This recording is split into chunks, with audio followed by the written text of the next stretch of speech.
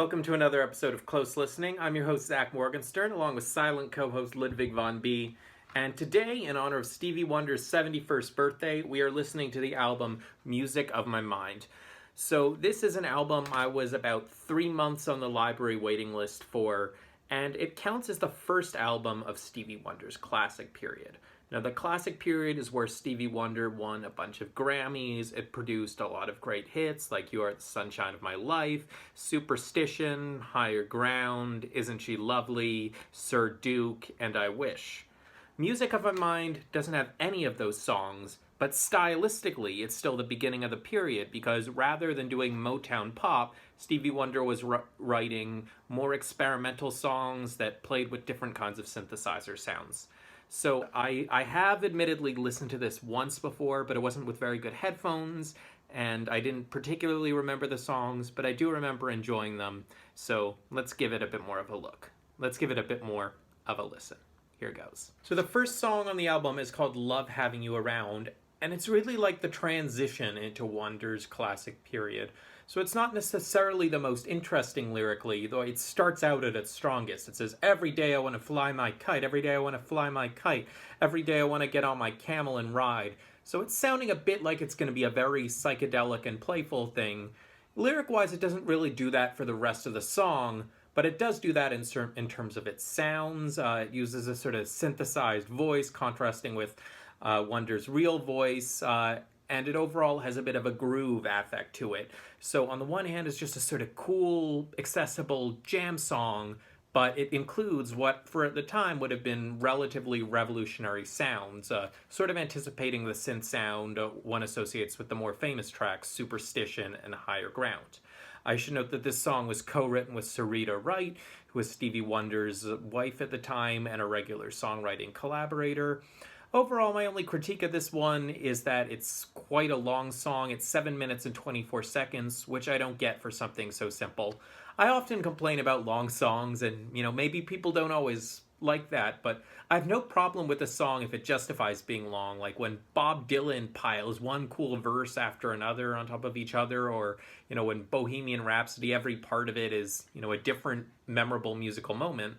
That's cool, but I feel like with this song or with another Stevie Wonder classic, Isn't She Lovely, these are 3-minute songs that somehow he just doesn't want to end the jam, and so they just keep going and going. But a fairly good start to the album otherwise. So the next song on the record is called Superwoman, and from that title you might expect some power pop, maybe feminist, catchy thing, but it actually ends up being a very slow song, and it catches you off guard right with that first line.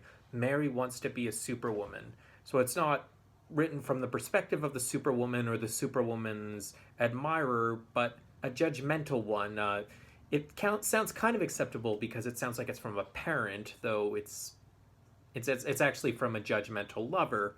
This song feels like a proto version of 2 songs from Stevie Wonder's Songs in the Key of Life album. Summer Soft, which is a sort of melancholy, love goes along with the seasons kind of song, and Ordinary Pain, which is a dual perspective song. And while this one doesn't have the anger that does, it starts with this sort of paternalistic observation and then pivots into loneliness.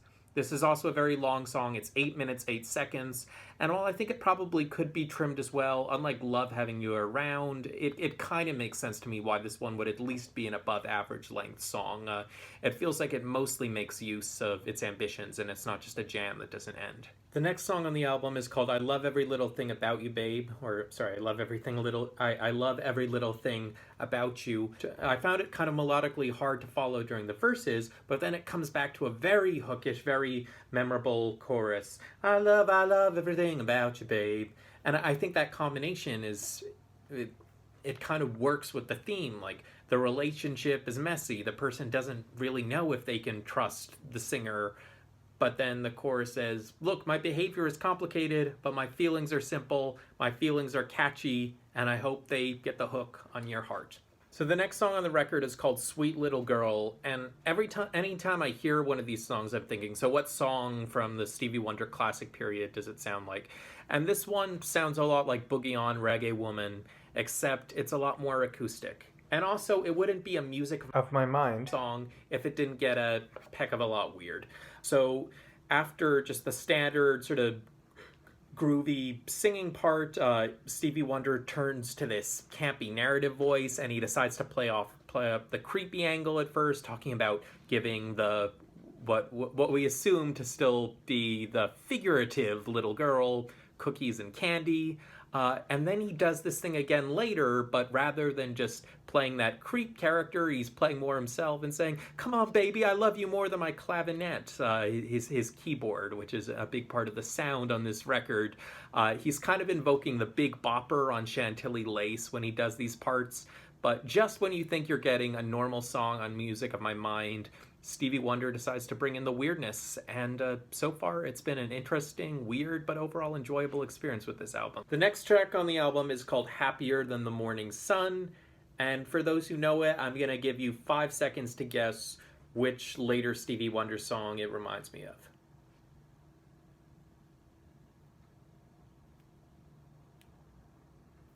You want to give them the answer, Ludwig von B? Yes, you are correct, Ludwig von B. It is Another Star, also off the Song in the Key of Life album.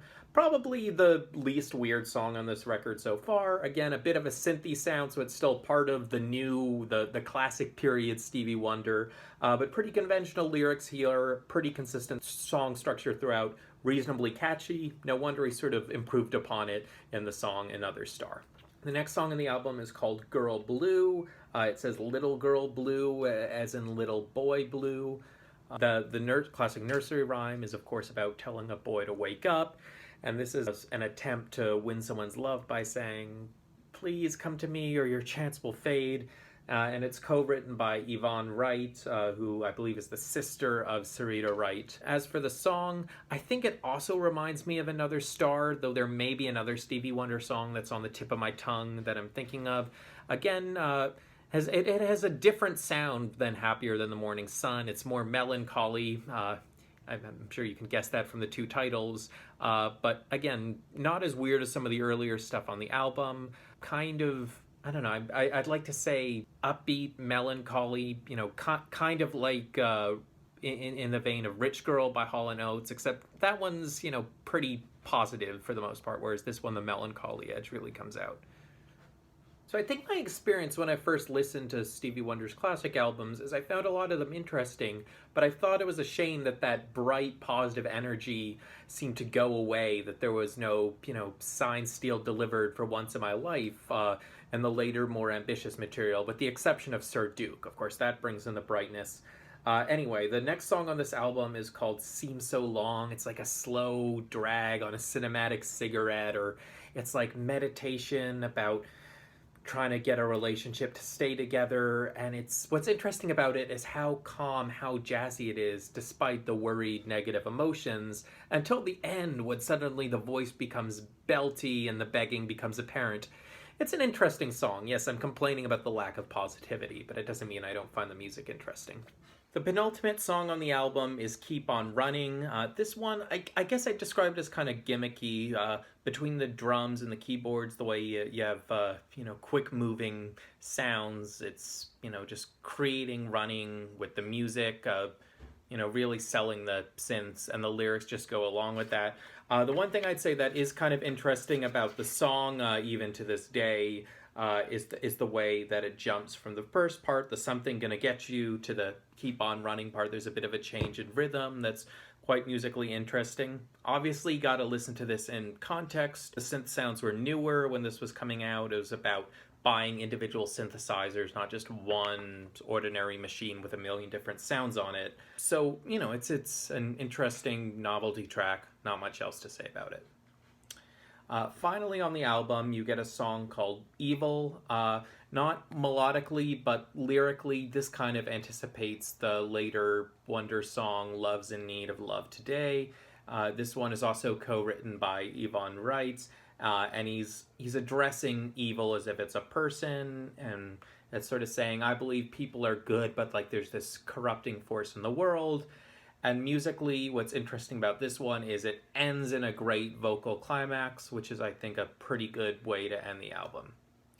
So overall, there's a lot interesting going on musically with Music of My Mind, and Yeah, I'd say it's kind of the rough drafts of songs in the of life and possibly some of the other tracks of the Stevie Wonder classic period. But, once you've listened to and enjoyed those things and want to hear something else, it's perfectly enjoyable to hear the rough drafts, perfectly enjoyable to hear that creativity. As for the album art, I love it. I often talk about how, some albums are just, a cool looking picture of the singer, and some actually try to add to the art of the music with visuals. And this one's a nice little trick because if you look at it, at first you just see, oh, it's Stevie Wonder's face, and the, I don't know, orange and pink look kind of cool. But then if you look at it closely, you see all these images and his sunglasses, and I guess that kind of represents the fact that he can't see, so all these images have to somehow exist inside his mind despite that. If you open up the album, you will see this, some very cool images, perhaps cooler than the lyrics. I mean, mostly these are love songs, but this implies some sort of higher exploring the world, spiritual, abstract, I don't know. Maybe even if he's not directly going to those places with his lyrics, he maybe wants you to listen to this adventurousness in his sounds and his use of synths. He's exploring new places musically, and thus he's exploring the world with these images inside the album. And another important point in the insert, it has this quasi-poem here that begins, Stevie Wonder comes of age and now time into his own. A genius youth grew up with, sings a new song, now he's free. And it goes on. So this album really wants to be the start of something new. I don't know if Stevie Wonder ever called it his classic period, but this was no accident. This was the beginning of something. It's an interesting beginning of something. If you want to listen to great Stevie Wonder jams, probably pick another album, pick one of the early ones, or pick something like Talking Book from the classic period. But, once you've gone there, Music of My Mind is an excellent place to look back at that very interesting transition. Anyway, happy birthday, Stevie. I hope you enjoyed this reaction video, general viewers. Somehow doubt Stevie Wonder will come across this, but if he does, thank you for the great music, Stevie Wonder, and I hope you appreciated my insights. I try, even though I lack your genius. Anyway, for Ludwig von B and me, see you next time.